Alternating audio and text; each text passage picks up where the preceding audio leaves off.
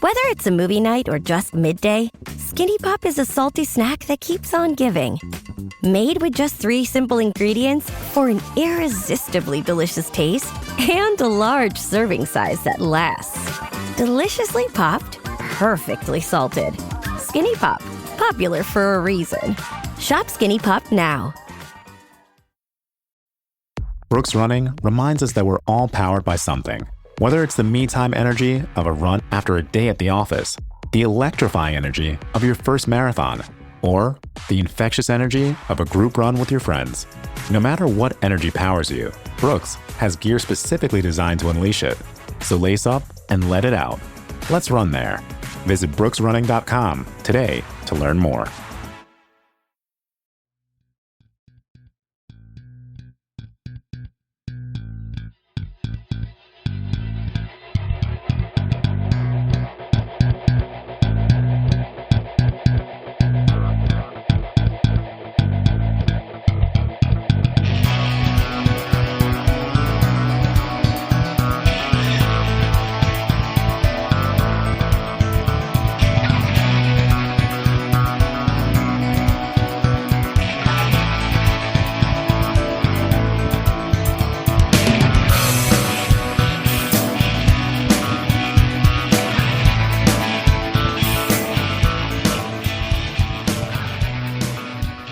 And welcome back to the Boundary Corner podcast, along with my partners Brian Siegler, Jonathan Talley, and Shelton Moss. I am Curtis Wilson, and this episode is brought to you by Dr. Jeremy Counts at the Main Street Pharmacy in Blacksburg, your friendly neighborhood pharmacy, 301 South Main Street, Blacksburg, Virginia.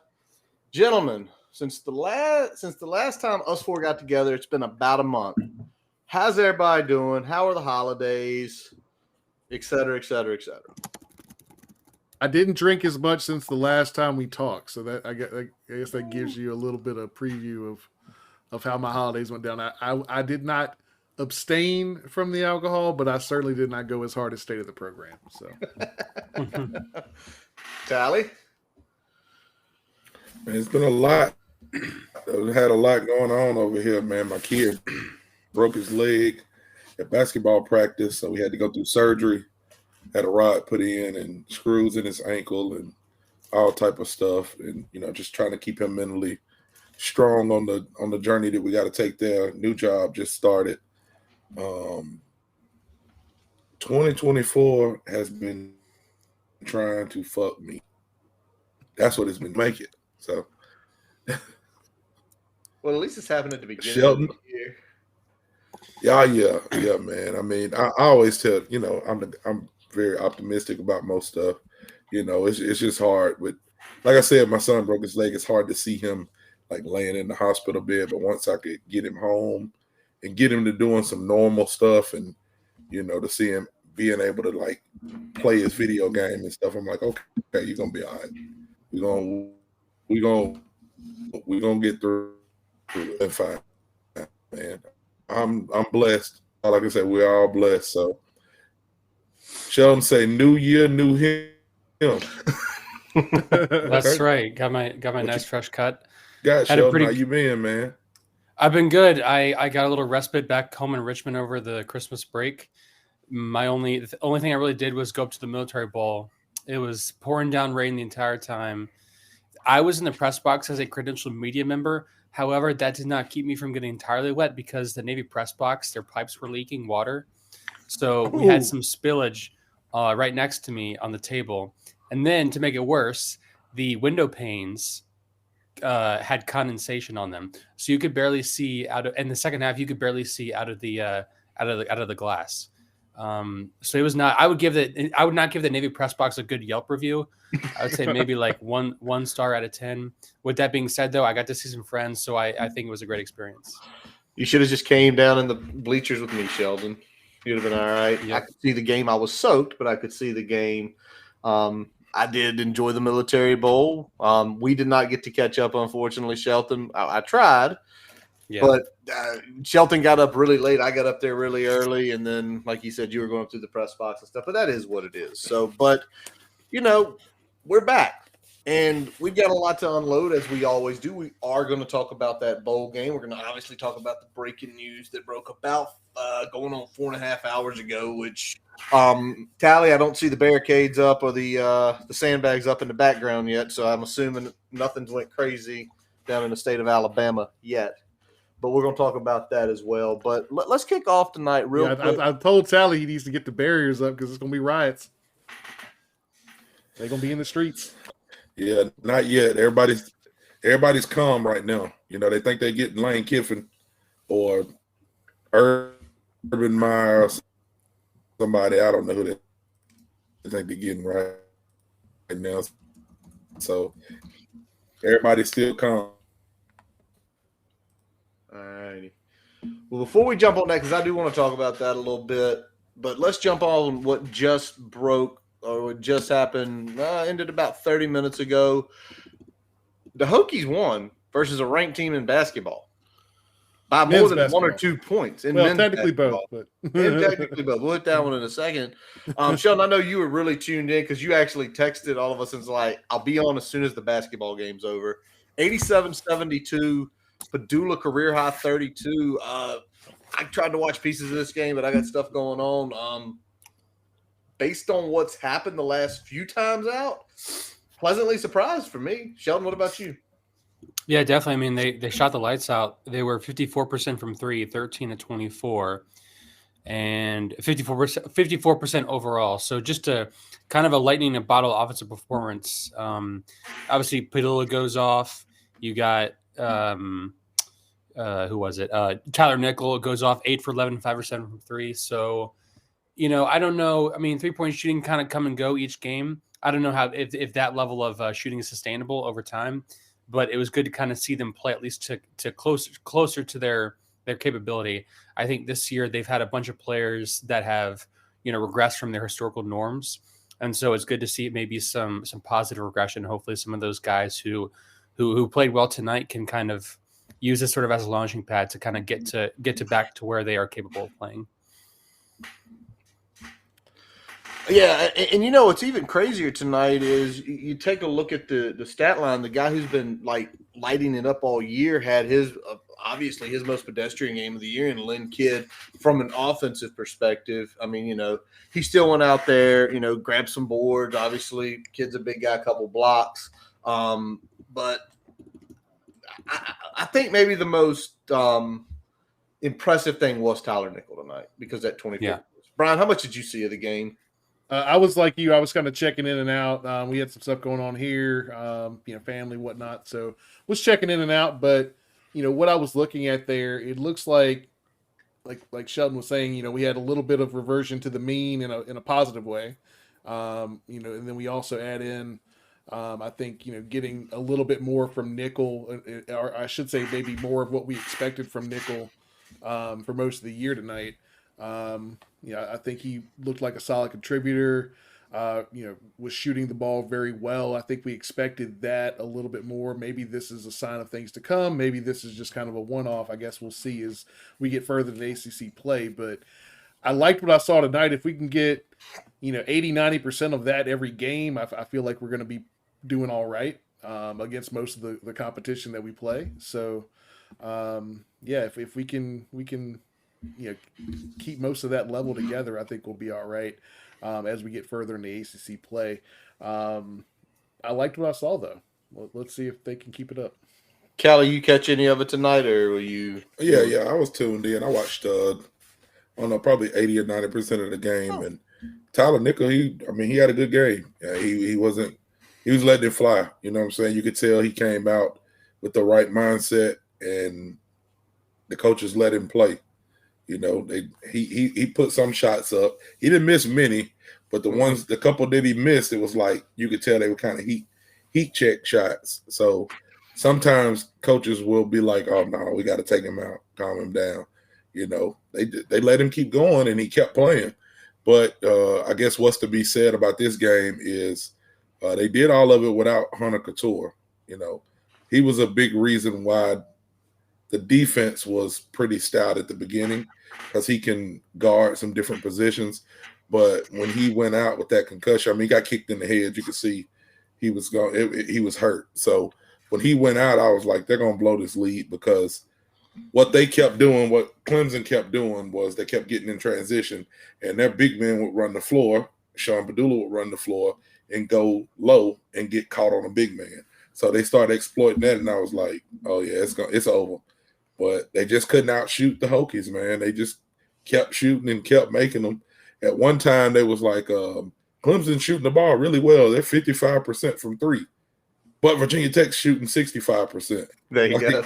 Like, what do you do? You know, so I think the problem that we run into basketball wise is when we play the very athletic, physical teams like Clemson aren't the teams that really kill us most of the time, because they kind of match up the same, and it comes down to who can shoot. But when you get into teams like FSU played, I think that, you know, we gave that game away, but FSU was a very physical team.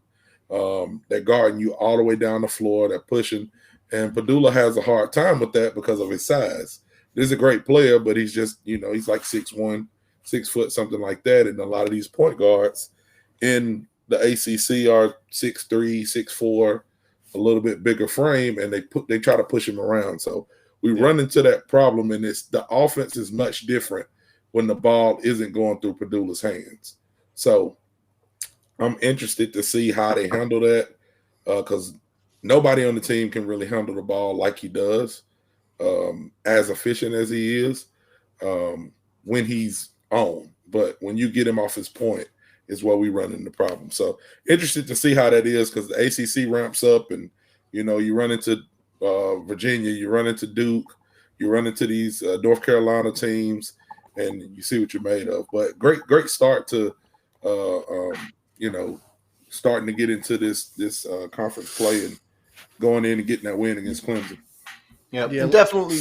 This is what's coming up. What started tonight and going through the next 3 games. They're definitely probably the toughest 4-game stretch of the of conference play, because it's down in Miami. Miami's 11-3. Virginia, that's at Virginia, or Miami at Castle. Virginia at Virginia. Virginia's like 10-4. NC State's 11-3. Those are 2 away games. So, I mean, is it one of those things? Let me get your opinion on this, Sheldon, before we flip over. Do the next 3 games decide if this team potentially could make the tournament? Well, probably. I mean, because those are kind of all your quad 1 games. You got Miami, UVA, NC State. Yeah, so those are I'm pretty sure those are all quad 1s, because quad 1 is top 75 on the road. So got one tonight. Yes, they got one tonight, which is huge. And depending on hopefully Clemson stays in the top 30, but which they are right now. But yeah, I mean, if they hold serve and go 2-1, I mean, that they're looking really good. If they go 1-2, it's kind of like still on the fringe. If they go 3, I think they're done. So this I think this stretch is very much going to prove whether or not they can make a shot at the NCAA tournament. I was checking the numbers the other day. Right now, we're at 9% according to Bart Torvik, chances of making the NCAA tournament, which obviously is not great. But that doesn't include tonight's win, and we still got a long way to go. So those numbers can fluctuate, game by game.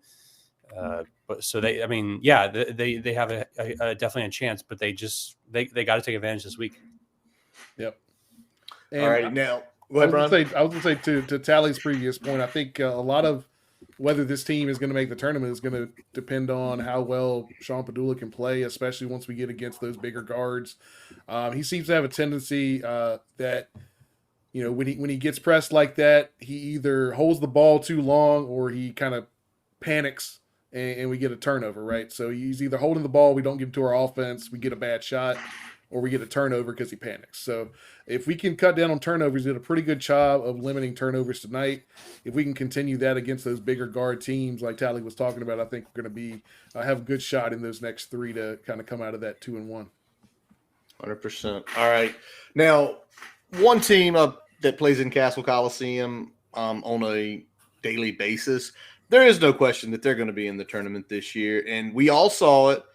But what a win against the number 3 ranked Wolfpack on the other day, with Kitley making that buzzer beater.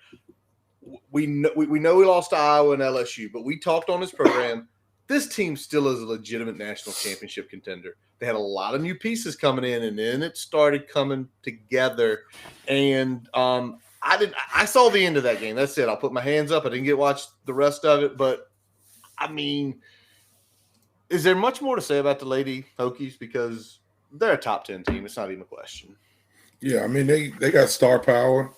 With the top couple of players, with Georgia and Kitley, that you got star power there, which is what the TV likes. And then when it comes down to coaching, I think Kenny's doing a good job of coaching them and bringing the right people in and bringing the piecing the team together after losing a couple of people from that final that Final Four team.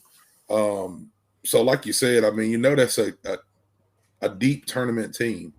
I don't know how deep they go. Of course, that comes down to March Madness, but the way that they're playing and the way that they persevere, I mean, they've lost to two very good teams, if not the top two teams. I mean, they're up there. So they just got to get over that hump to be able to beat those teams.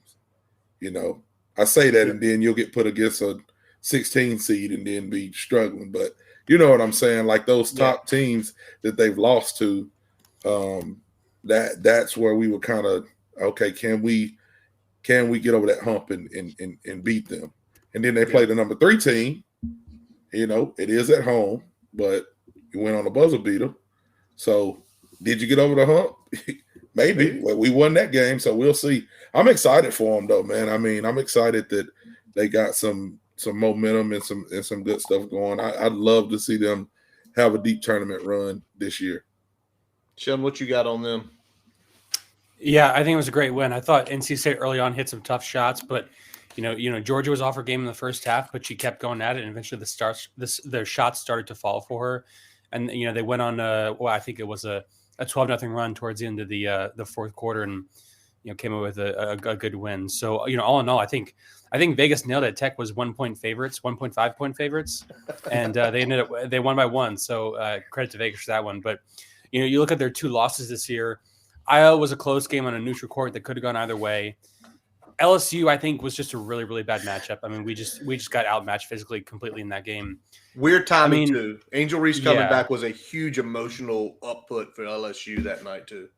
Right, yeah. And so, I think, after that LSU game, I was kind of worried if maybe they were kind of just a fringe top 20 team.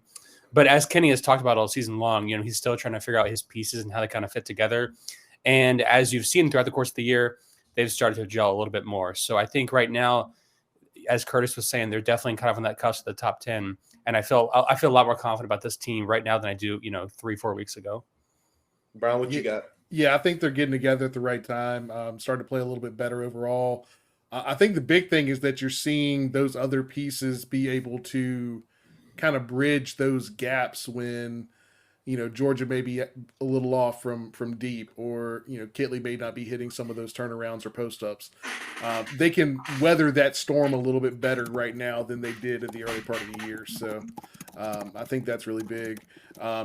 You're seeing those pieces kind of gel and step into a larger role on the team. All righty. So, again, that was also the Wolfpack's first loss of the season there. So, huge win. And on the basketball front, we'll be, as we're coming on during the off season for football, we'll be hitting on basketball and wrestling here and there. Wrestling got a big one against Cornell this weekend. I'm sure the ACC won't broadcast it because, it's only 2 top 10 teams wrestling-wise. They don't know how to broadcast anything. So I digress. But let's go to the big college football news of the day before we talk about the bowl game. And my wife actually said this. Hey, before you go into football, y'all see Joe's comment right there. Put that up. Yep. So I called him one day and was just talking to him about wrestling. Again, I told y'all, if you got questions about wrestling, he's the person to go to. He does keep up with it, and he can break it down a little bit better for people like me. And he was telling me, hey, they're missing some people. This person, is hurt, or this person, they're trying to hold them out, or they want some kind of, I don't know what it's called, but some kind of tour where they're doing like a Olympic thing and blah, blah, blah. But he told me that the kid Cooper Flynn, he was like, they got to bring him back and see if they can save the season. And he has been balling since he's been back. So, yeah, I think Joe said he's number 4 at the 125 pounder right now. So it's been that's been kind of when you know what's going on and you get to watch something unfold like that. That's pretty cool. So I just want to bring some attention to that. Sorry, go ahead, Curtis. Oh, no worries, man. No worries. Again, I think he had a pretty big win against Mizzou because the Mizzou, we lost the duel, but I think that it was 10 matches split 5-5. Again, that's wrestling and all that weird point stuff. I know Sheldon's getting into it more and more. You got Joe out there. We got our buddy Dave Fuqua who can explain things to me. But, that is what it is. But let's get to the news of the day. Tally doesn't have the barricades up yet. He might not be able to go to work tomorrow. They might be calling a moratorium down in the state of Alabama. State holiday, man. It's a state holiday. Flags at half mast and everything. Mourn. It's a mourning day. But my wife actually said it a few weeks ago. She's like, Nick Saban's going to retire after these bowl games.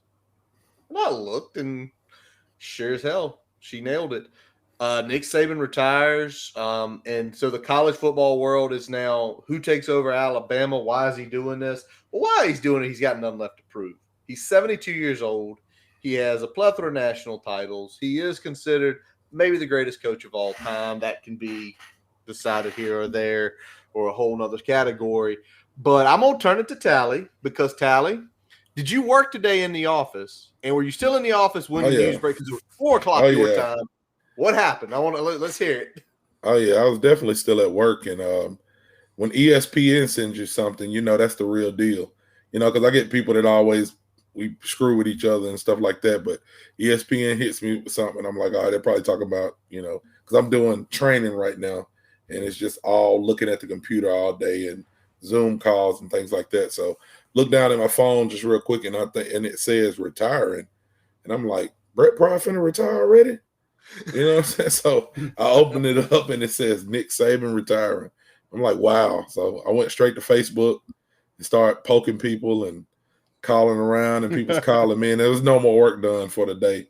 But in one of my friend groups, 90% Alabama fans don't want to spread any false information, but somebody said that they think that his wife is sick is one of the reasons why, or she got diagnosed with dementia. I think they said. Don't know how true that is. Could just be somebody trying to cope, but whatever the case is, like you said, he doesn't have anything to prove. I do screw with Alabama fans and try to piss them off, but I mean, he's one of the greatest coaches that's ever coached college football. So, the 17 years that he's been at Alabama, he's been nothing short of amazing. I think in the last 2 years, he's lost 3 games, something like that. I mean, what else does he have to do? But it's changing too much for him, and he got out.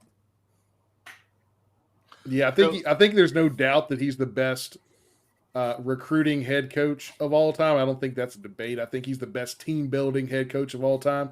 You can argue from an X's and O's standpoint, but in terms of preparation for a game, when he's got time, I mean, it's hard to bet against Saban. I mean, the loss to Michigan is something that you just don't see very often by a Nick Saban team, even with what some would consider a talent discrepancy of this year's Alabama compared to this year's Michigan. Nick Saban just did not lose very many games where he had multiple weeks to prepare. It's true. Right. Very true. Sean, what's your take on this?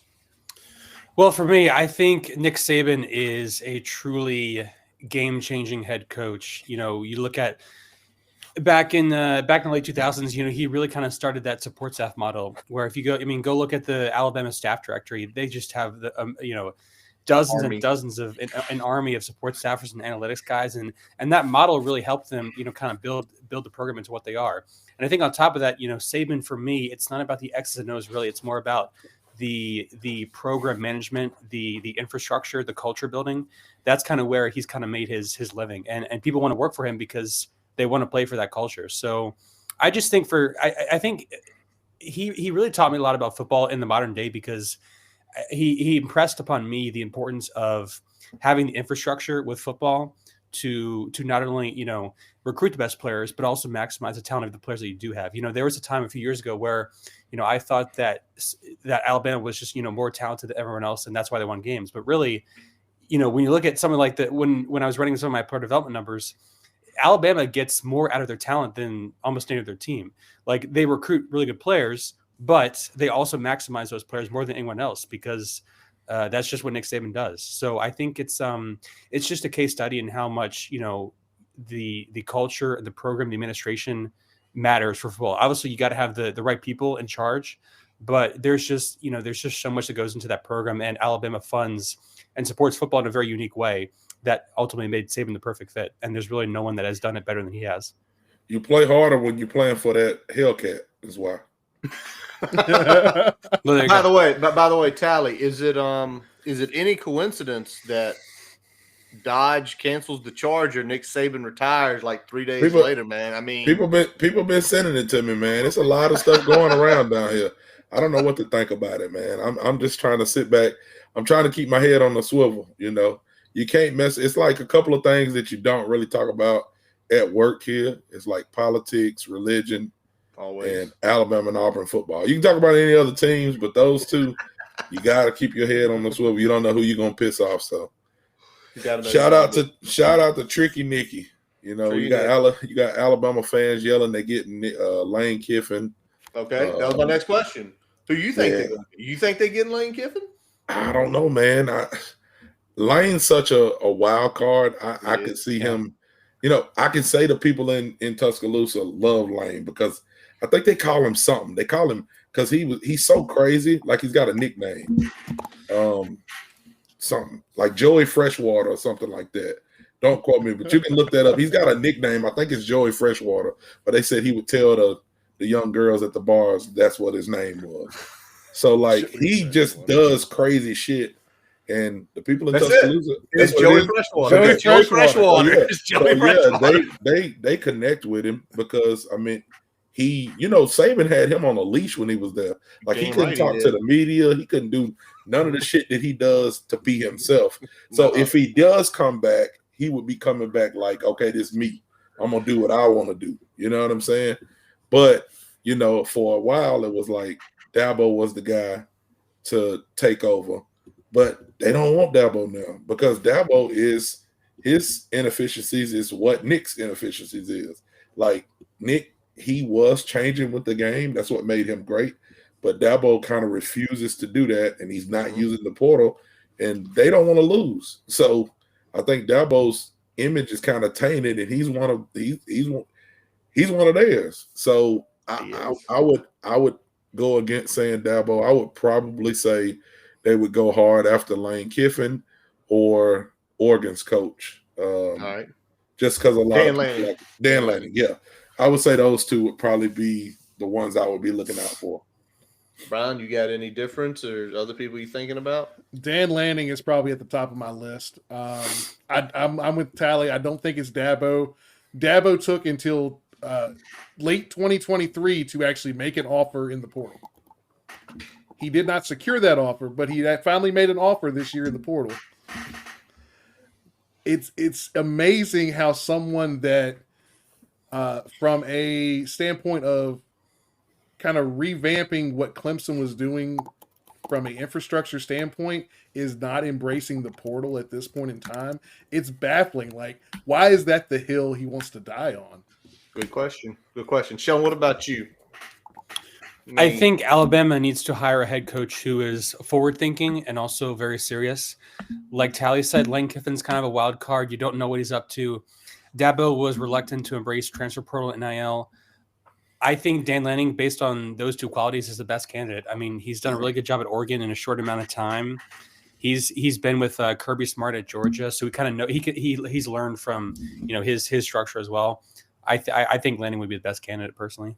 Yeah, and it seems like it's going that way. He does have the highest buyout, I know, but I think there's a point that should be made is money probably doesn't matter down there. Yeah, this is not quite Texas level buyouts, but this is kind of that second tier, right? It's kind of the second tier. And if you take a look at him, he was a GA at Alabama back in 2015, and then when Kirby moved over to Georgia, he followed after 2 years down at Memphis under Norvell before he went over to Oregon. Again, success there in his first couple seasons. I mean, I think 20-5 or something ridiculous like that. 22-5, excuse me. I missed a couple wins there. But it's always that piece. Do you want to be the guy after the guy? No, you don't. You don't. No, you fucking don't. Can you tell me who was the coach Not after in Tuscaloosa? No, but he probably wasn't fucking good, and they probably hated his guts. Because if you go to Tuscaloosa this next year and you lose 2 games, they're gonna be on your ass. His names was Ray I told Perkins. Dion. It was all everybody was saying they was Dion fans at the beginning of this season. I said, "Fuck it, get Dion down there. Y'all wanted him so bad. You was buying Colorado shit. That ain't gonna happen. You know that can't happen. You know why? No, because Shedeur, the brothers can't transfer, and Travis Hunter can't transfer again because they get the one time done. We don't know that because that there's a moratorium on that right now. No. The moratorium's over. It's 14 days. It ended already. Okay. But here's the sneaky piece, and we all are liking Lanning, and we say Lane's a wild card. Y'all know when class officially starts at Ole Miss? Yeah. January 22nd.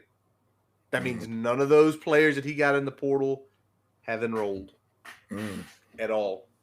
And that's going to also be a huge story. So hopefully by 2 weeks from now, when we're back together, either interviewing somebody or talking about some stuff, we get to find out more and we know who the coach is. So, oh yeah, I think they're going to get somebody in pretty quick, because they don't want to, they've already got a couple of kids they lost out to. Because, I mean, it's been some speculation about Nick leaving or, him getting old. So you had a couple of kids that flipped to Auburn, which was crazy, which I understand it because I like Hugh Freeze. But you had a couple of high-level wide receivers that were Alabama commits. Now, one was a Texas A&M commit and one was an Alabama commit. And they flipped to Auburn. And then you had another kid who was a 25 kid, all of them from the state of Alabama, 25 kid Ryan Williams from a school here called Sariland that was committed to Alabama. He reclassified for the 24 year, and he just decommitted. So it's Nick Saban retiring is a big domino, man. And like you said, I mean, if you have somebody like a Lane Kiffin that goes, and then those kids start transferring, and then these kids from Alabama start transferring out, then you got to bring somebody back into this next school that a coach leaves from. I just hope it all works out in Virginia Tech's favor. Hey, just get me 9-10 wins next year, man. Let's just keep going up. Let's keep it rolling. Well, let's talk some Virginia Tech football, and let's tell the truth. Tuesday Bowl edition. Yes, it has been 2 weeks. It feels like forever. I feel like I've watched 100 games since then. But let's talk about that bowl victory.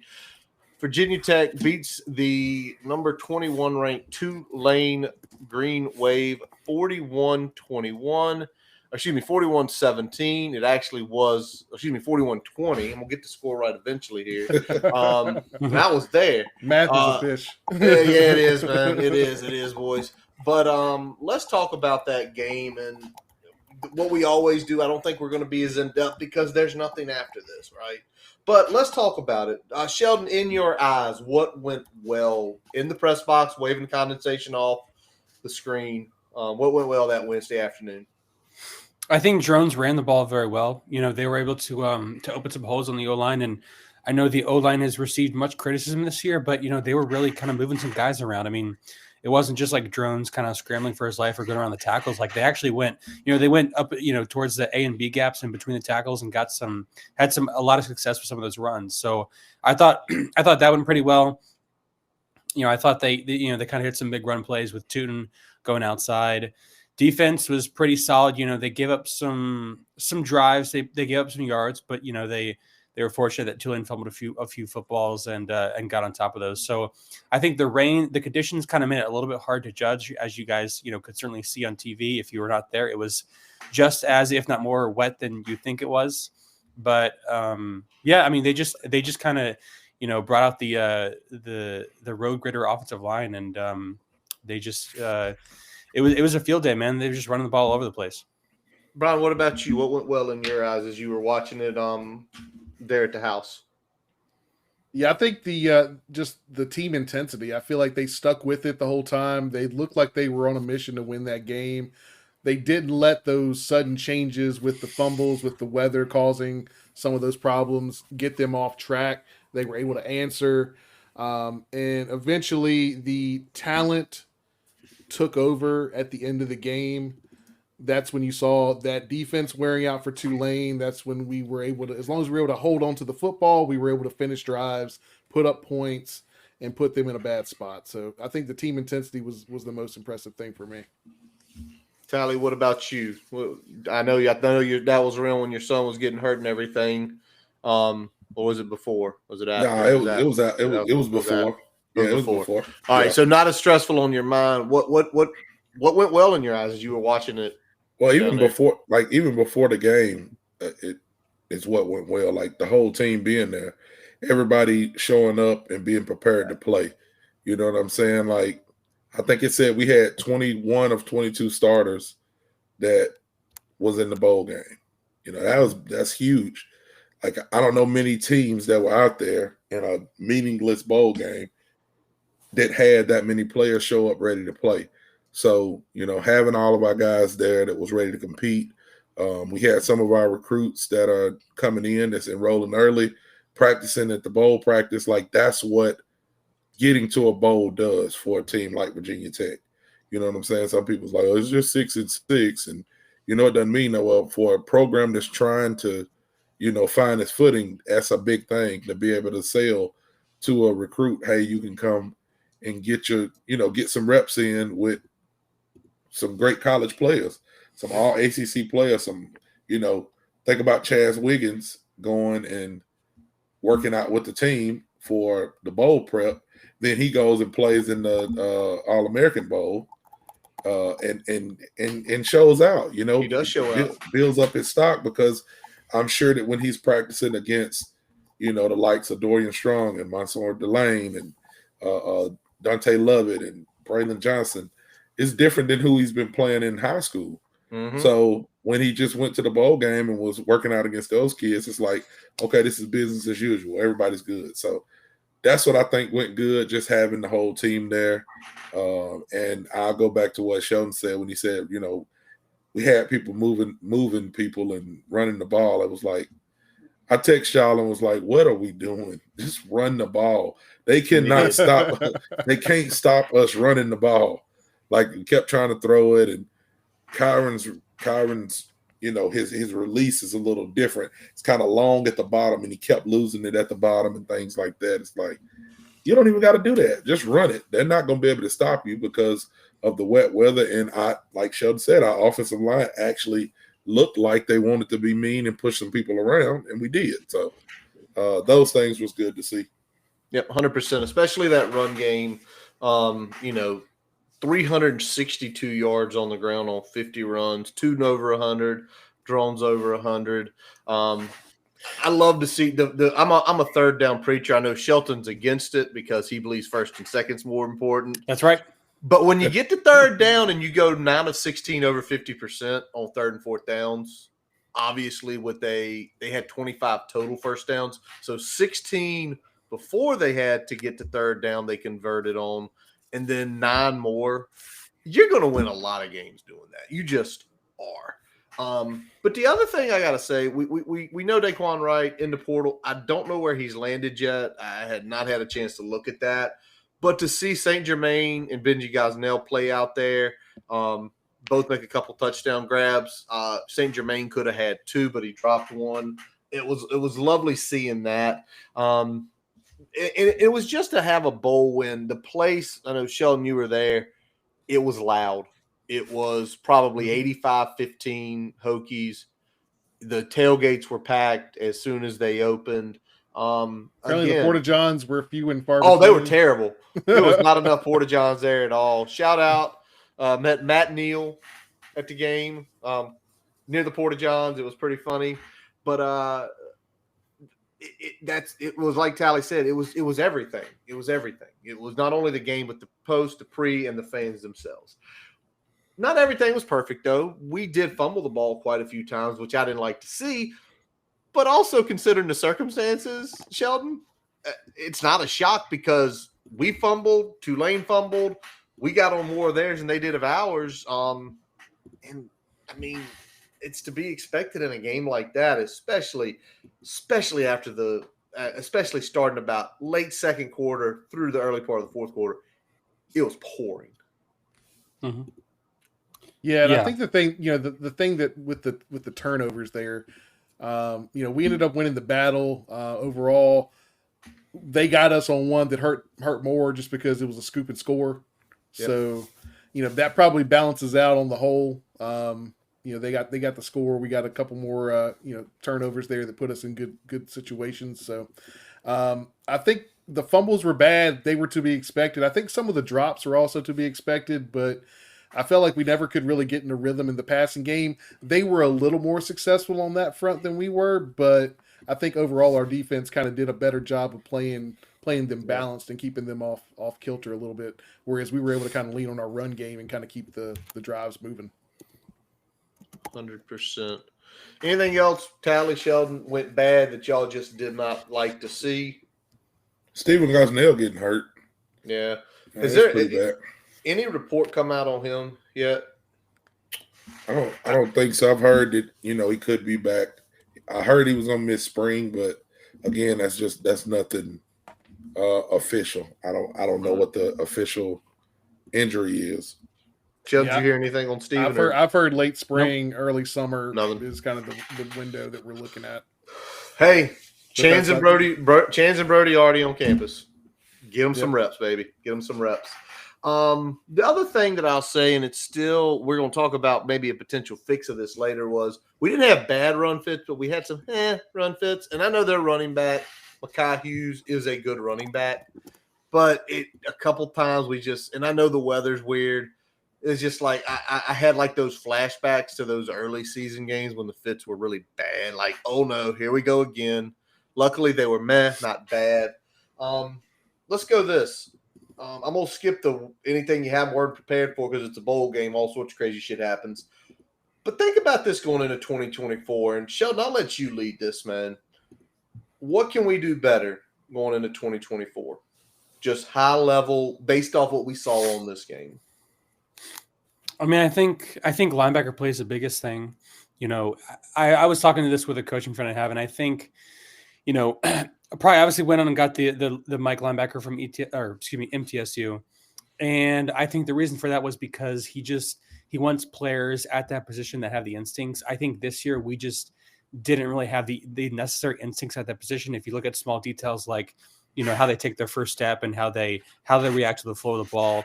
Obviously if you've played, that being a linebacker is all about reading keys. So you read certain keys based on how the guards and the centers are moving in certain ways.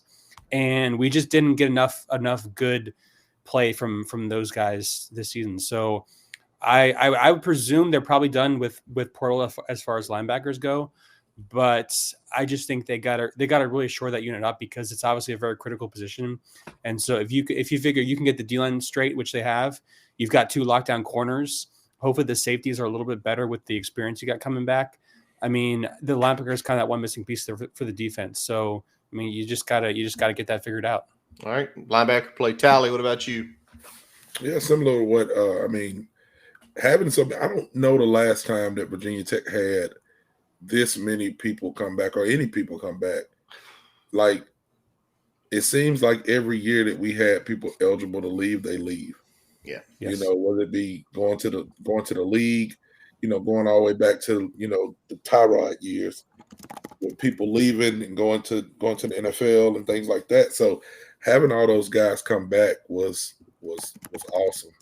Just get us prepared to go into 2024. But, to kind of piggyback on what Sheldon said, that one group that has you kind of worried is, well, not even just the group, just the middle period, the middle of the line.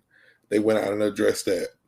The middle of the linebacker core, they went out and addressed that.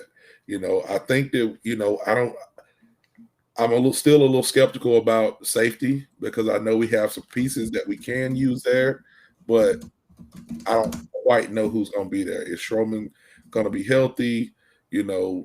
I don't know what he's done to himself and who they're going to put by him. I know we got some young people, but going out and getting Brumfield made me feel a lot better.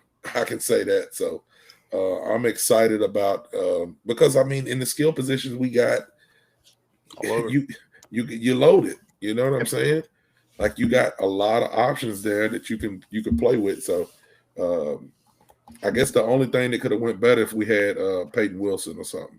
There you go. You know, that'd have been nice, right? That would have been nice. All righty, Brian. I mean, it's the offensive line podcast, right? Let's get better on the O-line. And I think we finished the season a lot better than we started it overall. We saw some run lanes open. Some of that was a product of Drones just being the starter. Some of that was a product of Bowen playing to Drones' strength and the strength of the other skilled players in the offense. But some of that was improved offensive line play over the course of the season. But it was still inconsistent, especially when we play those higher caliber teams. We need to be able to win or at least stalemate in the trenches against a Louisville, against a Florida State, against an NC State. We didn't do that great down the stretch against those caliber teams. So I'd like to see that improve in 2024. I think, we got a guy in there. I'd like to see one more at least between now and the start of fall camp. I'd like to see at least one more, but and don't bring nobody in like no fucking. Don't bring no fucking Frady in there. Oh God! I mean, he may be good. Sally said if he couldn't get in there in this year, if he couldn't in this year, he ain't getting in next year. Can I say something? And Sally, you mentioned. Actually, we've all three have mentioned this. All four of us have mentioned this during some way. What I want to see better moving forward is the games where we annihilated people. Tulane, we won by 21. Syracuse. I want the coaches to bring that mentality to every single game. We talked about it, like the FSU and Louisville and the NC State games. We were kind of like, wait, and we don't need that. Yeah, we went in with that shell. Went in with that shell shock mentality. Shell shock mode. And I think maybe they've now experienced it, right? Experience is one thing that you cannot teach, is going through those experiences. And one thing Brent Pry said to us on this program, I am constantly evaluating myself. I'm constantly evaluating what we do, why we do it. And there were some changes, obviously, this offseason before leading up to the fall break. We got to a bowl game. I think this is a coaching staff that will look at that. And for those big games, I think there is going to be a different mentality, and that's what I want to see better. I want to say too, just that that brought you saying that. I thought about something. I talked to Don V earlier on the phone, and he said something that I thought was pretty cool, pretty profound, for his analysis and what he thinks. Okay, we play Clemson next year, right? Mm-hmm. Like Clemson is us. I don't want a special jersey. I don't want them to be telling me Michael Vick's in the audience. I don't want them to put on anything. We need to go out there, and I think the way Don put it was go out there in white pants and a maroon jersey at 3:30 and just go beat them. Like, they are us. They are the same. Like, if there is a talent level discrepancy, it's not going to be very far. Like, they're not going to be that much ahead of us next year when we play them. We just got to go into those games and just go play.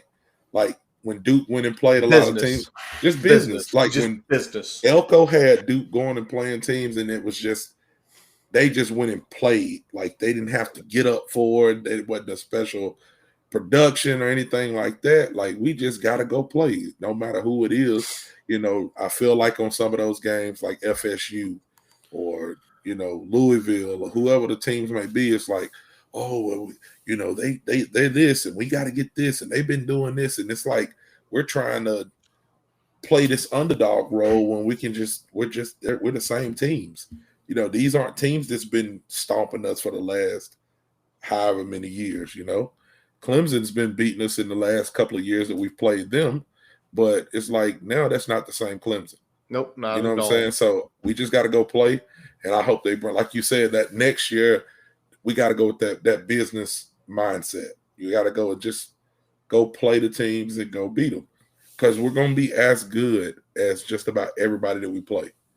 You know, I ain't saying we're going to be better than everybody, but we're going to be close as far as talent goes. Yep. Talent's no longer here to here. It's kind of like here to here, even with the top teams in the ACC. So. Right. And then you look at certain positions, you can say we're more talented than them there. Right. We're more talented than them. All right, real quick, let's talk about the CFP in the national championship. Michigan beats Washington on Monday night. Some people were crapping on the game. To me, it was if you like new age football, you didn't like it because it was low scoring. People were hitting shit out of each other, tackling, drop passes. But let's go back to January 1st. Was that not like the best set of New Year's games maybe in a decade? I mean, I took off January 2nd, and I'm taking January 2nd off probably for the next 10 years because I won't know my ass is going to be up till midnight watching the end of the Sugar Bowl. But, you know, what of the 3 games we saw, and I know Monday's a little bit different, but what was your favorite, Shelton? Just to watch analytically, aesthetically, what was your favorite game to watch of these 3? Of these 3, I would say, well, definitely Washington, mainly because I just love watching Michael Penix throw the football. I mean, just has a beautiful ball, so composed in the pocket, and I was kind of rooting for Washington also, just because they're sort of like, you know, the kind of the scrappy underdog, and I love Kalen DeBoer's story of coming up from the, you know, the ranks of the NAIA or wherever he was, and you know, going 67-3 at Sioux Falls and coming to Fresno State, and then just kind of just working his way up the chain. So I love stories like that. But yeah, I mean, Michigan was I thought they were the best team in the country the whole season, regardless of sign stealing or not, and that turned out to be the case. So they just had nobody had an answer for their defense or their running game really. Tally, what was your favorite game of these 3? I mean, there was a couple. The Alabama Michigan game was pretty good. I enjoyed watching that game, but like, I don't know, just the whole thing, I guess, you know, just watching all of the games was pretty entertaining. I wanted to be a rebel and protest, not watch any of them, because I don't give a shit how good the games are. I wanted Florida State to be in there just because I thought that was the right thing to do. Mm-hmm. But, I mean, it was some good games. But I was thinking the whole time I was watching them, Georgia's better than these teams that are playing. Still think Georgia would have beat a lot of the teams that was in there. I mean, I don't know. They probably wouldn't have beat Michigan. That would be a good game, but I feel like they could have beat the other 3 teams. Brian? You know, I think looking at the games on January 1st were interesting because I feel like you got kind of a contrast in styles. You had a very more modern offensive performance with Texas and Washington. Definitely a battle in the trenches with Bama and Michigan. Michigan just was so impressive because they won in the trenches on both sides of the ball in every game they played in the college football playoff. And it wasn't close really in any of them. That was the first team I've seen go against Bama and be that decidedly better in the trenches against an Alabama team. It's true. It really shouldn't have been as close as it was with how well they were playing in the trenches. It's 100% true. And that's why that was my favorite game, because you talked about it being the second game was the modern day game, and it was, but the Rose Bowl, to me, that setting, the sunset, and it was a war. It was an absolute war where Sugar Bowl is a little different. Texas kind of fought back, but it's something about 2 teams just literally locking horns, battling, hitting. And it's like everybody, there's an answer. And then right at the end, and I know everybody's given the Alabama OC shit about that play call, about it was an RPO and he should have thrown it. Number 5 pushed 65 into Jalen Monroe's leg. That's why that play didn't fucking work. So Shelton, you said it all year. Brian, Tally, y'all played in them. The trenches cost Alabama that game. Because when 5 pushed 65 into Monroe's legs, he wasn't going to be able to make the pass. And when he hit his leg, he wasn't going to be able to cut and get to the outside where he had a chance to score. And that was a beautiful game. All righty. Well, boys, we've already went 54 minutes. I thought we were going to go on an hour total tonight, but that don't happen with us because we love the Hokies and we love college football. So right now we are going to take a quick pause from our digital partners and Main Street Pharmacy. Icy Hot Pro with 2 max strength pain relievers. Targets multiple pain receptors. Ice works fast. Heat makes it last. Abercrombie Kids is bringing the ultimate first day energy back to school. It all starts with on-trend outfits for that front door photo shoot. Plus, the coolest tees, shorts, and jeans to take them through the rest of the year. Get them ready for their close-up. And keep them comfy, too. Make this grade their best one yet. Shop all things back to school, in-store, online, and in the app.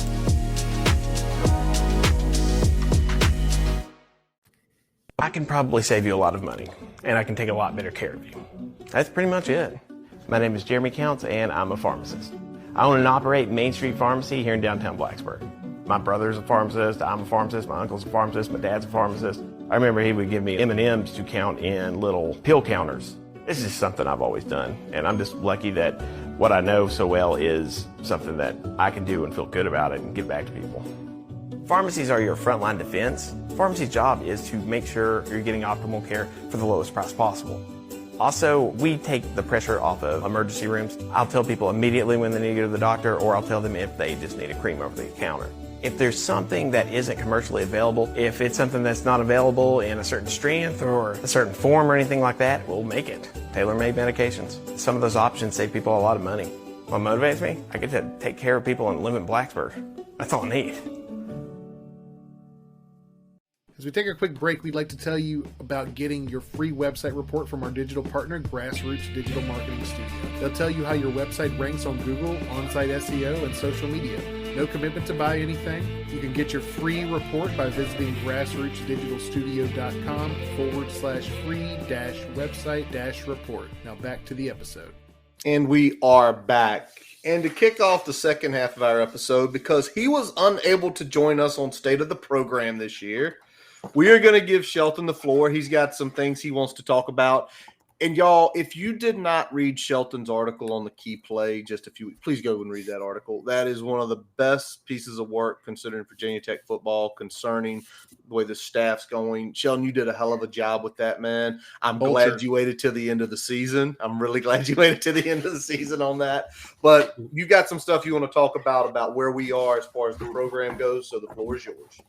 Yes, well, it was certainly the tale of two seasons, the 2023 Hokies, Jekyll and Hyde.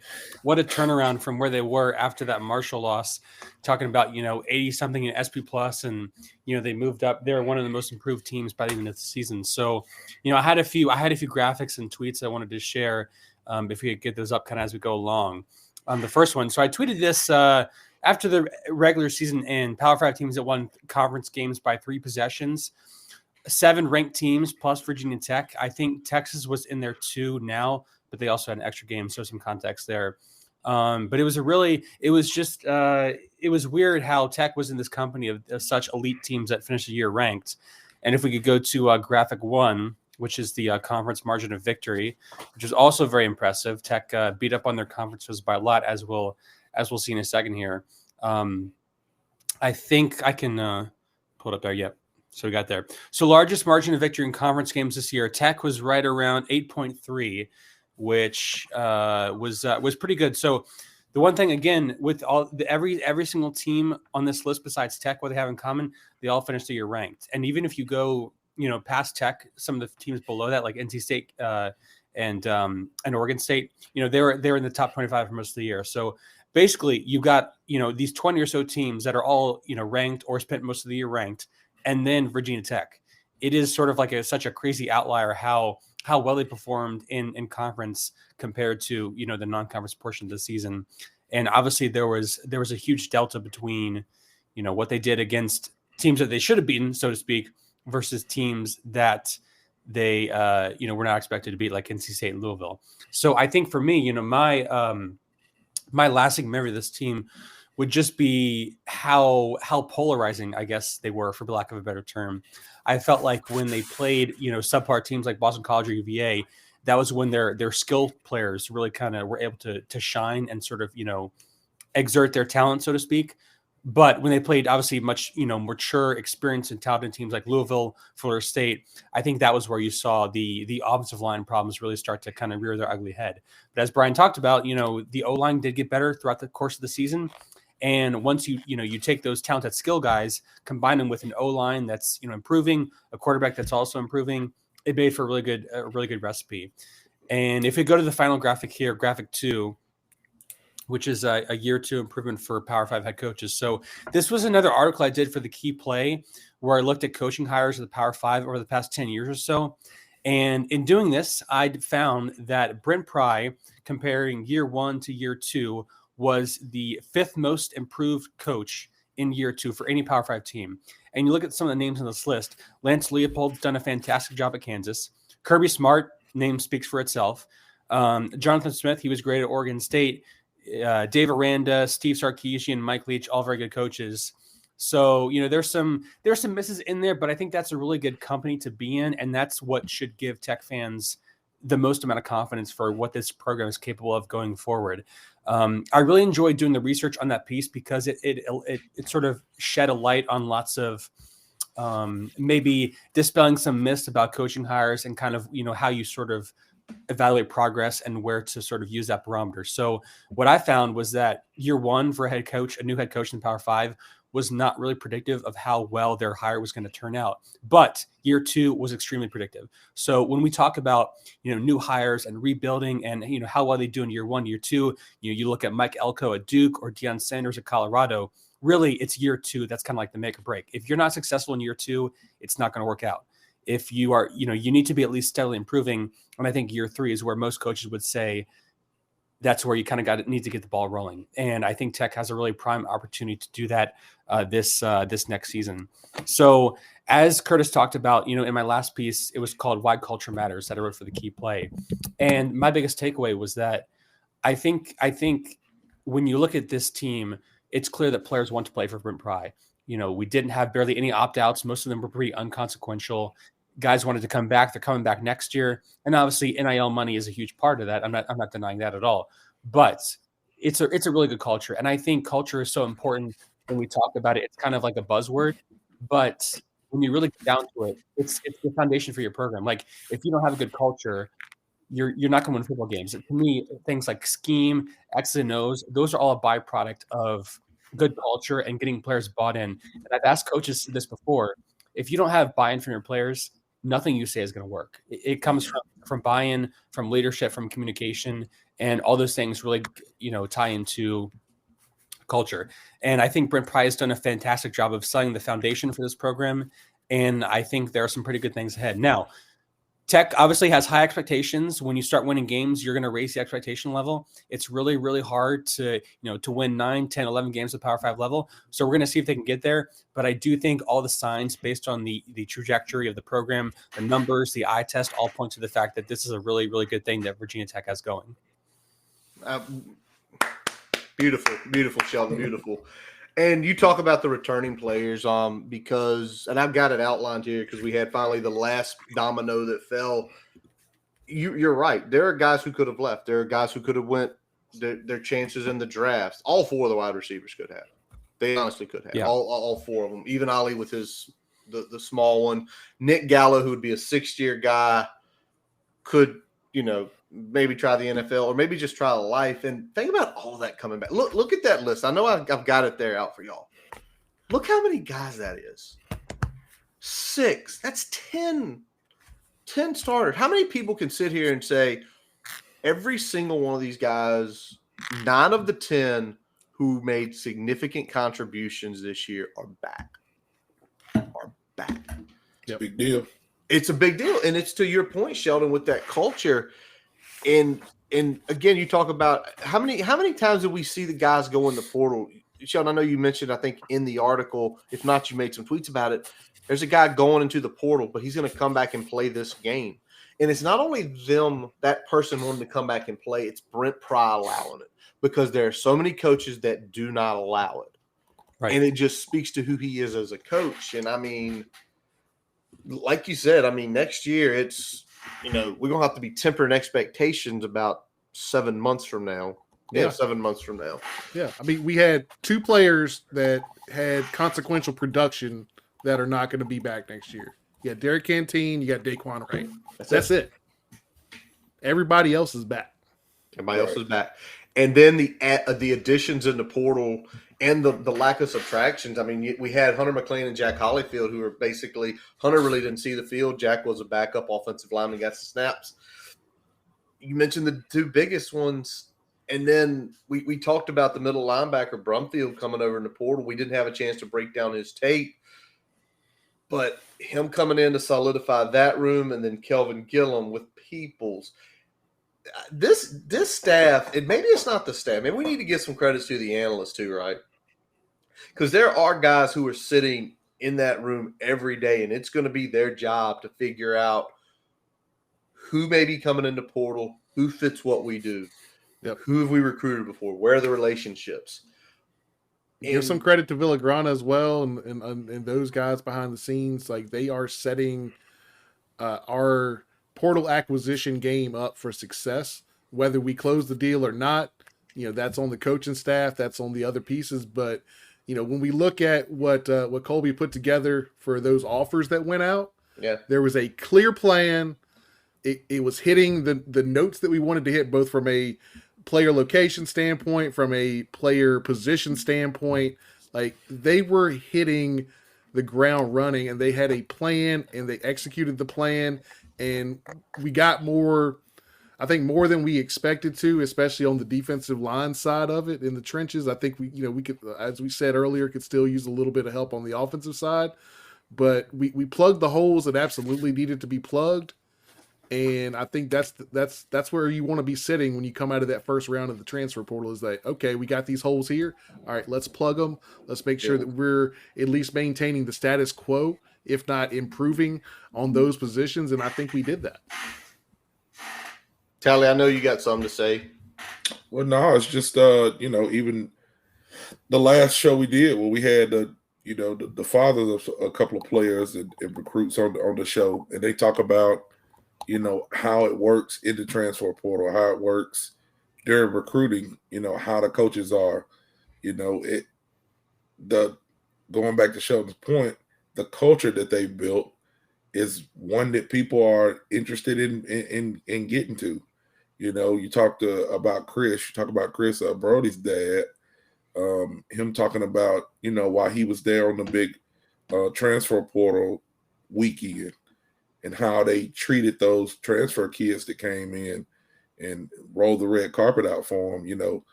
It's okay to get people on campus. We've got a lot of players on campus. Hell, I think it was 3 or 4 of them that was in that national championship game. But to get them to come and play for you, that's big. So, like you said, they had a clear path that they wanted to go and do. They had a plan that they wanted to execute, and they seemed like they went out there and did it. And the culture that they're creating is making people look at Virginia Tech. I don't know, I'm not in the room, but looking at how some things panned out, I mean, we had to turn some good players away. We just don't have room for them. So, I mean, that's a good problem to have, to be like, sorry, we don't got room. And that feeds back to the culture, right? Because you don't have room because you had guys that could have left or could have did something else that have bought in, that you want to keep that core together, right? They work well together. They fully bought in. You want to make sure that you're trimming the fat, as it were, but you also want to make sure that you're not kicking guys to the curb that are an integral part of the culture that you've established, right? So I think that's another big part, is that we're building upon that year to year. Just because guys are out there in the portal, just because they've shown that potential, you want to make sure that you got the right guys and the right pieces together that maintain that culture, push the scheme that you are trying to establish, but also those pieces that work together well, from an individual ability standpoint too. And I think we're starting to see all that kind of come together and gel as we kind of move through the end of 2023 season. These guys are working together really well, and I think keeping that culture moving is just as important as the pieces that we added to kind of complement that. Yeah, and we talk about the culture, and they're building something, and it's continuously being built, and you take a look, and you heard the Peoples, and I listened to the Peoples interview that Matei and Evan and them did with him, Andrew Alex as well. also listen to the Montavious Cunningham interview. Montavious Cunningham cracks me up. Tally, I feel like you need to interview him. We might just get you a one-on-one. Let's do it. He reminds me of Sergio Render so much hearing him talk. They're both from that South Georgia. And, you know, but we're in a day and age of college football that X's and O's will always matter. You've got to have people that can do that. But we're in a place now where relationships matter probably more than ever. Like you talk about, there are guys we couldn't let in this year. You want to make a bet, this staff, whoever was that lead primary recruiter in Brent Pry, I guarantee you they're watching them, and I guarantee you if they see them make a good play, they get a text or send them an email or a DM to say, hey, you played good today, man. Keeping that relationship going that maybe in 2 years, hey, we need that kid. I know he wants to be here. We can get him out of the portal. And I think these type guys, like this whole staff, has that. They have those personalities where they're not afraid. And we heard about it from, you know, Kevin Drones, that legitimately Tyler Bowen got in a plane and flew to Waco and was literally the first person there for Kyron, a guy who had started one game in his collegiate career, who was a redshirt freshman, did that. Says a lot. All righty. Anything else on this, Sheldon? Portal stuff, guys returning. Anything else you want to hit before we kind of get ready to wrap this up? Yeah, man. I mean, look, like I said, the bar's been raised. So you know, right now we're all feeling high. We're riding the highs after finishing 6-3. But you know, in order to get to that next level, it has to take sustained recruiting and you know, just sustained really good coaching. And I think with Tech's schedule, they're set up really well to win bare minimum 8 games next year, maybe 9. Right. I'm not at 10 yet, but look, it's really, really hard to win. And that's something I stress over and over again. So I'm really excited for this team, for the future of the program. But in order to get to that level that we all wanted to get to, you know, it's going to require a lot of hard work. But I think this staff is the right staff for the job. All righty. Well, let's turn to some fun moments today, boys. Brian popped it out there a few days ago that we were going to pull some of our favorite plays from the year, and we have just that one. And Brian, I think now I've been on record of talking about it like 3 times now. At least. But it's still because of the importance of this play. It's the Pitt game. It's the touchdown. It's after the fumble. They're within 1. And like I said to Kevin, and when we were all together, and Kevin, I hope you heard me say it the other night, Sheldon, when that fumble happened with Drones and they scored, it's like, shit, we're about to lose to Pitt. In some way, we're going to lose this game. But that didn't happen. This is what happened. Woods matched up against him, corner blitz, and Drones got it free to Jalen Lane with running room, taken off for the end zone, and a score. The corner is going to blitz from the top, which is going to send the safety over top of this receiver, and then you're going to end up having Lane coming inside, and there's no one left in the middle of the field. He's just going to work inside, and because the corner came from the top and the safety played over the top, there was all kinds of room for run after the catch. That's my favorite play of the year. And there's some more on here I like, but that's my favorite play of the year. And when I look back at it every time, it's actually you see a couple things, but the thing that I see the most is that a quarterback understanding what his receiver is going to do, and a receiver understanding where he is in the field and where the other pieces are in the field, because he settled down. He moved before he got to the ref. He didn't run himself into where the referee was to get that throw. Kyron put it right on him. Nothing but daylight, baby. Nothing but daylight. All righty. I'll let y'all choose. That was a play where I realized how fast Jalen Lane was. Like watching live men, you don't have an appreciation for how fast that dude is. He is so freaking quick.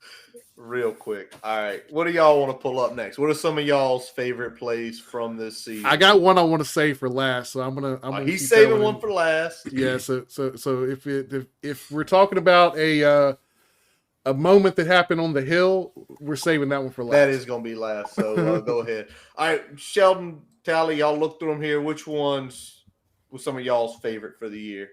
I guess one of my favorite was the Tootin touchdown against FSU. Oh yeah, jumped over somebody, and you know, even though that game was horrible, it was just seeing his athleticism.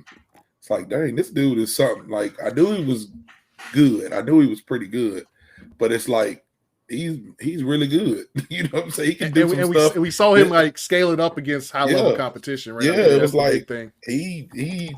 He's out there mixing it up. He's, you know what I'm saying, talking some junk, and he can play. So I think he kind of took it up a notch after that too. Yeah, let's run it. Let's run it here. 2nd and goal. Tootin in motion. They toss it to the wide side of the field. Tootin turning the corner. Airborne. Touchdown. Tootin scores it. And Virginia Tech with its first touchdown. A 5-yard run by Bashal Tootin. His second one of the season. Yeah, you can see they got the big offensive tackle Xavier Chaplin out here on the edge. He gets the block on Cypress, and Tootin just does the rest. If you don't secure the edges down here and you let the offense get...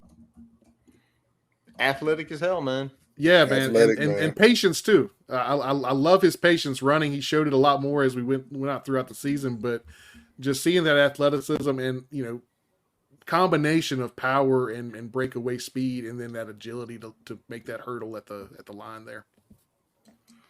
All right, Brian, you got any of yours? Yeah, man. This is when I knew that we were onto something.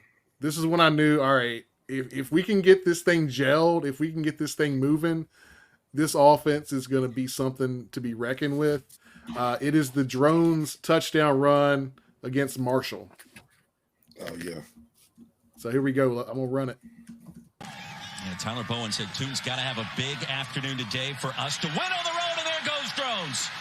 Right side pylon for the Virginia Tech touchdown. But it's a great job by Kyron Jones. Big, strong quarterback. And those black shoes, you got the white stripe there on the sideline. I saw green grass in between. I think it's going to be a touchdown.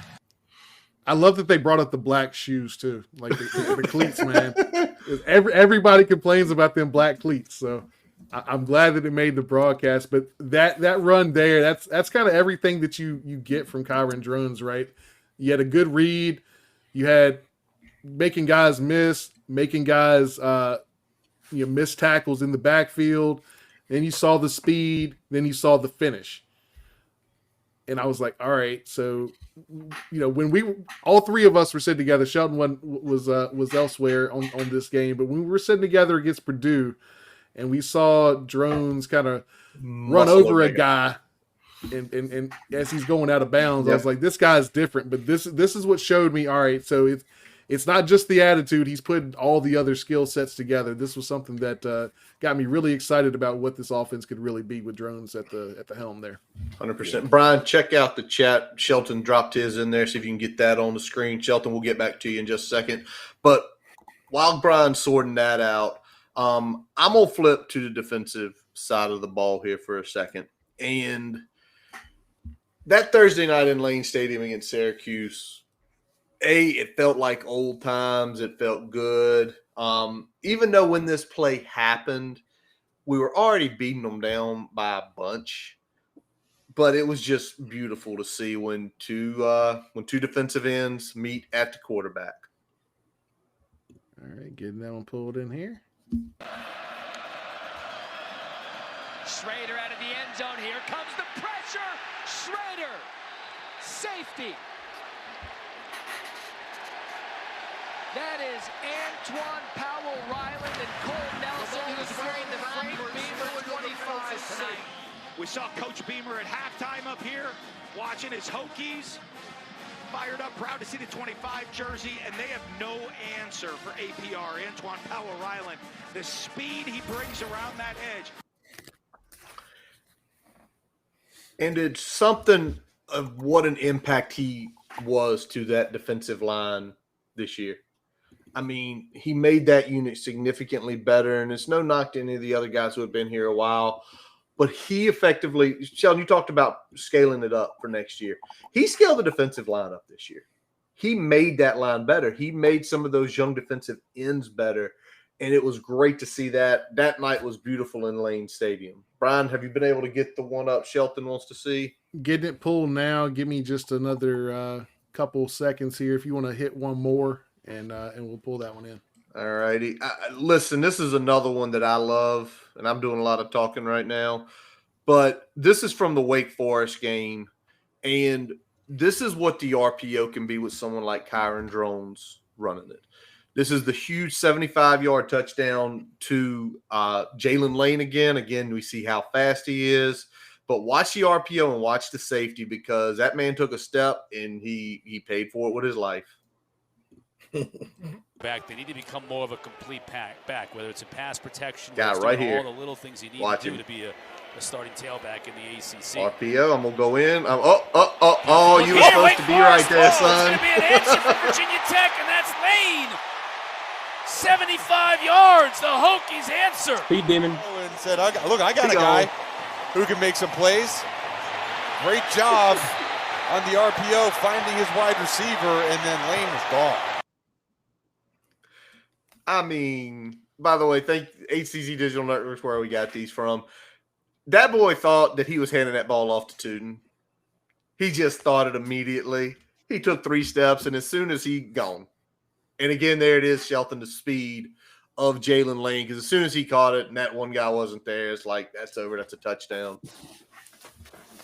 Brian, you ready to pull this one up? We're good. Yeah, give me just one more second while I get this pulled into the and these are just some of the plays, and I know people are shouting them out here. Got Ali and the kick return, which we're going to see because that was like the cap to the season.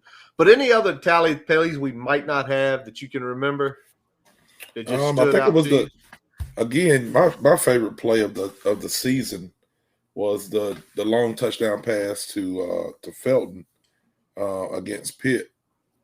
I think it was the first touchdown of the game, where you had Drones going down talking shit to everybody that he could talk shit to, getting to the end zone. Like, just that was a great play because we scored, but also it spoke to the mentality and the character that some of our kids have. You know what I'm saying?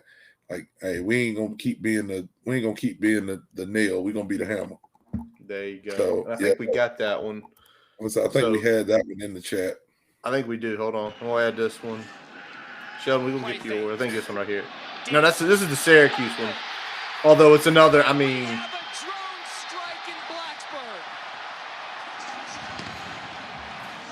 It was kind of like that, though. Yeah, it was a lot of them that looked similar. It did. Right now, Isaiah Johnson tries to grab, slow just him down. blowing by the guy. I love having a big, fast wide receiver on the outside. I feel like that's something we really haven't had in recent years. Having a guy with that type of size combined with breakaway speed once he gets moving. But the crazy thing about Felton is that he's just getting started. Like, he's got so much that he can, you know what I'm saying, that he can do and he still can put out, you know what I'm saying? Because, like, the dude's a stud, man. He was raw, very raw. So I'm so happy that he was coming back, not only to help the team, but I think it'll help his draft stock as well. 1,000%. All right, we got 3 more. And Shelton, this is your play of the year. This is from the Military Bowl, right? Yes, it's from the Military Bowl. Drones touchdown pass to Benji Gosnell. Oh, yeah, that's pretty fourth quarter. Yeah, this is sick, though, because no. Boop. Yep. So great. The reason I chose this was because I thought it was a fantastic play design, and I was talking about it with a coach, and I'll kind of relay what he said here. So you got toss, sprint, fake. The H-back guys now the primary route, and it kind of plays off our split zone and split toss action that they run a lot. So he said a cool detail there was the H-back wasn't the bluff man decoy in that situation. It's sort of like a cross between the H-back / tight end leak and a sprint toss bluff. So lots of technical jargon in there, but basically, just having a play with deception, with multiple or what appears to be multiple options in the play, and really good job by Drones of if that wasn't a real read, at least selling a read there. I just love that design, and obviously Drones made the throw. Yeah, and understood where he was relative to the line of scrimmage because that was important as well. Yeah. All righty. We got one more defensive play. Brian, we didn't get to see this until much later in the evening because we were at a game ourselves, but Dorian Strong basically just put BC to bed real early in that game, and 2 beautiful interceptions here, man. Let's get that one up. The man who's an All-American but not All-ACC. Play action. Takes a shot over the middle, and it is picked off right away. Picked off by Virginia Tech. What a play there by Dorian Strong. Castellanos is going to take a shot down the field. Underthrows it again, and this time intercepted. Dorian Strong, his second interception of the game. Dorian Strong, a heck of a heads-up play, getting his eyes around. Yeah, he's top 50 player in the country or something like that, but isn't a All-ACC. All-ACC cornerback. Multiple second-team All-Americans because his ridiculous completion percentage numbers, but he can't be the best in the ACC. Robbie, no. No, shit, Tally. It is beautiful. The 44 Magnum, baby. It is growing on me, but get him in single digits, please. Man, if he's gonna play like he played this year, hell, he can keep it. Do whatever he wants, right? Yep. Right. Well, y'all. Well, it is asked for. We already mentioned it. And I do not think I got Bill's call on this. I should have found Bill's call, but I'm working. I'm trying to find this stuff. This was just poetic, man. This was poetic during that game. They finally get a little bit of life, and Tootin just snatches it right back and then rubs their dick in a little bit. So he does what? Tootin's going to be able to return this Ganyard kick. Right there. Got a blocker in front of him. Gets a corner, and he's gone. Bashal Tootin starts celebrating at the 30-yard line. 94 yards. What a day for Bashal Tootin. This right here, when he gets it outside, he just runs away from 5, 6, 7 Wahoos. Yep, he just goes. He's fourth in the ACC in all-purpose yards, averaging 111 yards per game. He is going to double that at least. There we go. Cold beverage on a cold night. And I'm pretty positive at the beginning of that clip where you hear the pitter patter, and I think that was our coaches clapping and raising hell in the booth. If I can remember correctly. Because they nailed it. Man. The patience, though. I mean, I think that's the thing when I look at Tootin. Like, he's not quite that elite level patience that we saw with Khalil Herbert in terms of just being able to wait for it, and then just explode through the hole.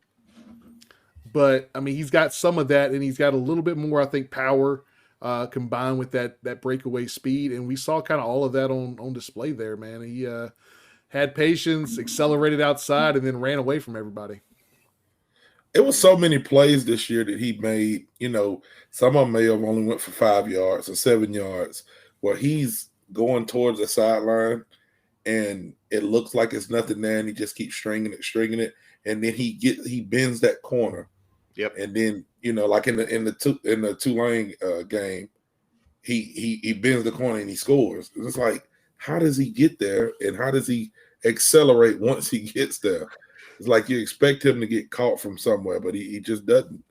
Like, and then when he gets caught, sometimes his lower half, he looks like he got tree trunks for legs. Yeah, he like a little bowling ball, man. You ain't taking him down with a little hand tackle, and it's always beautiful to see that. Well, boys, believe it or not, we have wrapped up what is now our first season as a team. Winning season when we brought y'all on. That's all we need to do is just bring Tally and Shelton on, Brian. We would have had some winning seasons. Man, if y'all would listen, we told you it was going to happen a long time ago. Hey, listen, this panel, these 4 gentlemen right here, we said we were going to a bowl. Yep. Other people doubted. We did not doubt. Kept the faith.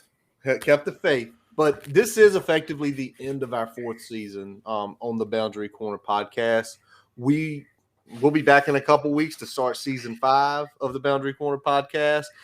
want to really appreciate this was definitely a year where the growth, not only adding to amazing people to this podcast, Tally and Shelton, you guys are awesome in what y'all do. I love chatting with y'all. Got to meet everybody got to pretty much meet each other this year, which was great. But we also took growth. I see there's still people watching. We took a growth. We appreciate everybody who watches. State of the program, I think, went over 1,500 views, which is insane. Just on YouTube, we had Just another, 2,000 plus audio listens, and we had a mountain of Twitter views and Facebook views while that was live. So, I mean, that was a monster episode. When y'all joined us, preseason for the preview panel, also a monster episodes. We've had some big monsters this year. We appreciate everyone coming out, supporting us, spreading the news to folks out there. I think that's the big thing. Like, word of mouth has been big for our podcast. I mean, when we started, we didn't really have a whole lot of built-in network. We've grown our network both, from friends in social media, friends that we talk to day to day in the Hokie Nations. It's been amazing, the response that we've got, and we appreciate all of that support. Definitely. It's been a fun ride, man. You know what I'm saying? I was very reluctant to get into this because it's time consuming. It takes some time. That Brian and Shelton does most of that work as far as time goes, behind the scenes, analytics and getting stats, and then Curtis has to wrangle everybody in. So I just get on here and talk, but it still takes a lot of time. But it's very, it's something that we enjoy doing, and we enjoy y'all being here. Spread the word, man. Like, hey, we're not done. We want to do some big things this year. We want some new guests. We want more guests. We want, more meetups. We want to do all of that. We're gonna do it all. So we appreciate everybody for the last year that we've had, and I'm looking forward to the next year here. Absolutely. Yep, can't wait. Big things ahead in 2024, I believe. Big things ahead. And I'm going to go ahead and make a plug. So somebody asked about it. Rayshawn McCormick out on Facebook. Listen in March. Matesis, he always joins us. We're going to talk about all these players in 2025, in-state, out-of-state. So we're hoping we're going to have one or two in the boat that we kind of break down in depth, and we're going to look at where we stand with the rest of that class. And usually we have Matei on a couple times. We'll have him on late February, early March, kind of get a little primer for the season, and then we'll bring him on again kind of late midsummer to kind of see where we are before we get into the meat of the season. So we'll usually have two big recruiting updates. Obviously, we're going to keep updating throughout the year, but as we go along, it's going to be a lot of fun this year. We got some new faces. Actually, we got one behind the scenes right now that we're bringing on this year, Jack Day. He's going to be a production assistant for us. So I think we're going to level up pretty good here from our media standpoint as we kind of move into the season 5 this year. So welcome aboard to Jack. And we're really looking forward to what this upcoming year is going to bring. Absolutely. Yes, and, Robbie, we will meet this year. If I got to come to one of your games on Friday night, we're going to make it happen. We're gonna drive to North Wilkesboro so Tally can. I'm gonna make it happen this year, man. I gotta meet Robbie.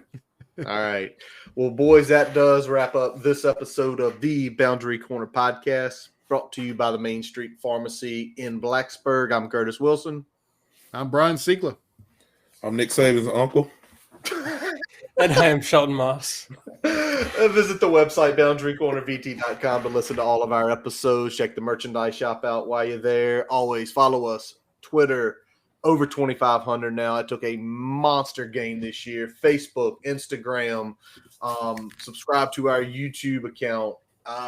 Any podcast source, we're on them. We're on them all. As always, Jason Long, our buddy that Tally got to meet, our music man in Roanoke. He plays us in. He plays us out every week. Check him out. Apple, Spotify, YouTube, and Facebook. We thank you for listening. And as always, let's go. Hokies. Hokies.